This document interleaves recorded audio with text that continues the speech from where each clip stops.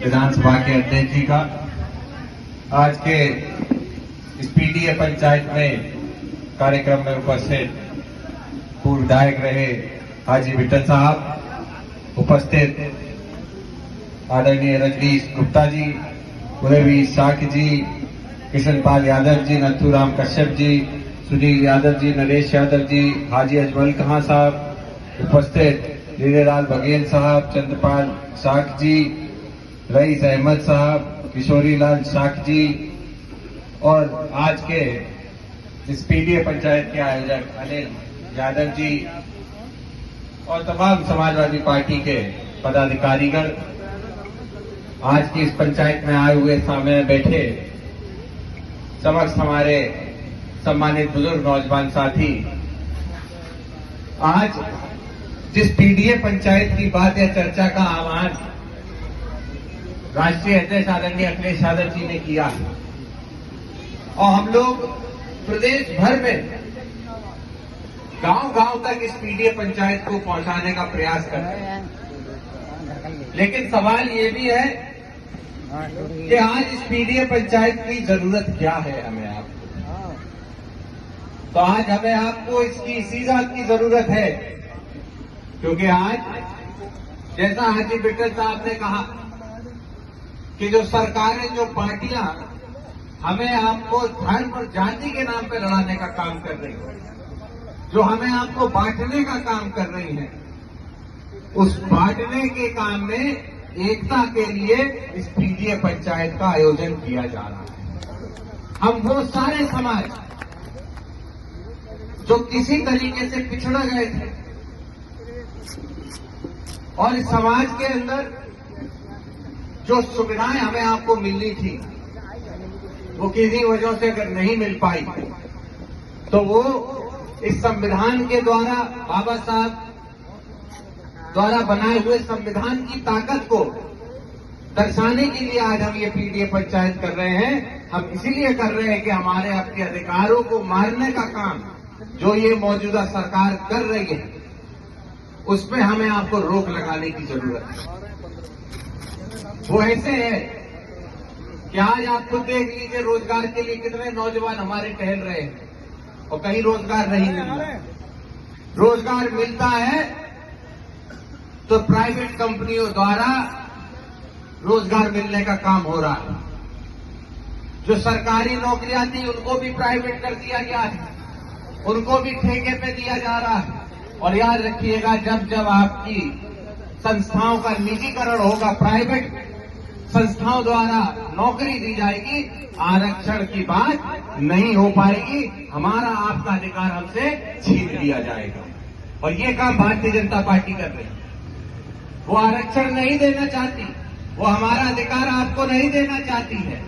इसीलिए बड़ी बड़ी संस्थाएं, चाहे रेल हो, चाहे एयरपोर्ट हो, चाहे प्लेन हो, चाहे बड़ी बड़ी संस्थाएं भेल हो, सेल हो, ये सब निजी अगर होती जा रही हैं तो इसका सबसे बड़ा नुकसान आपको, हमको, हमारी आने वाली पीढ़ी को भुगतना पड़ेगा, जब रोजगार के लिए हमें आपको इधर उधर देखना पड़ेगा।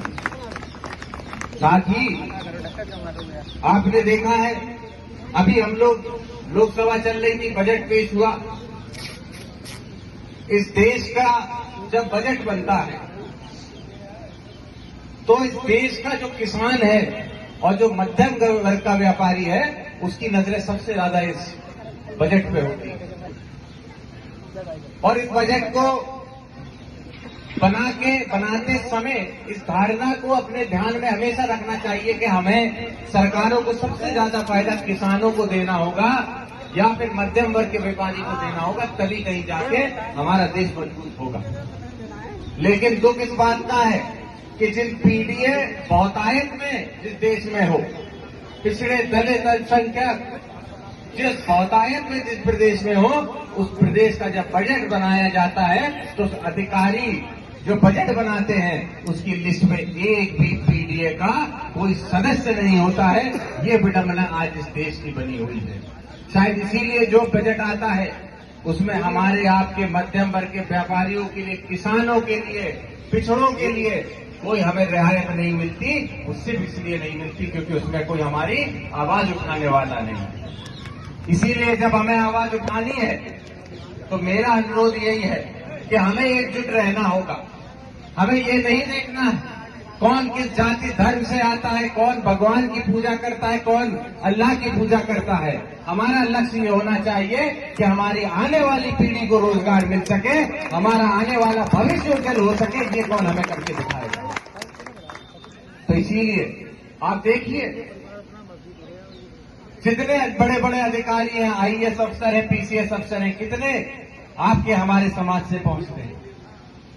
अगर पहुंचने का कोई हौसला बच्चा रखता भी है तो जो प्रक्रिया होती है उसमें किन्हीं कारणों से उसको पीछे करने का प्रयास ये लोग करते हैं।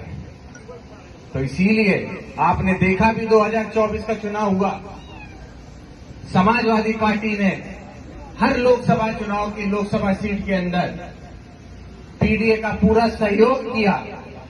जो जिस समाज से आता था, जो अपने समाज को आगे बढ़ाने का काम करता था, राष्ट्रीय अध्यक्ष जी ने उसी व्यक्ति को अपना सांसद बनाने का प्रयास किया, उसको टिकट दिया। और आज यही आप लोगों की सफलता है कि जब 37 सांसद हम देखते हैं तो उनमें कम से कम 18 से 20 सांसद इस पीडीएफ परिवार के, 25 सांसद पीडीएफ परिवार के उसमें आपको दिखाई देते हैं। तो ये हमारी ताकत है, ये ताकत आपको हमें समझनी होगी। हमें समझना होगा कि जो भारतीय जनता पार्टी की सरकार है वो कहने के लिए तो देश के हित की बात करती है, लेकिन जब आप जड़ में जाके देखोगे तो देश को खोखला और खत्म करने की बात आज भारतीय जनता पार्टी कर रही है। इस देश को निजीकरण के हाथों में भारतीय जनता पार्टी भेज रही है। इस देश में सबसे बड़ी जो भर्ती होती थी, जो सेना की भर्ती होती थी,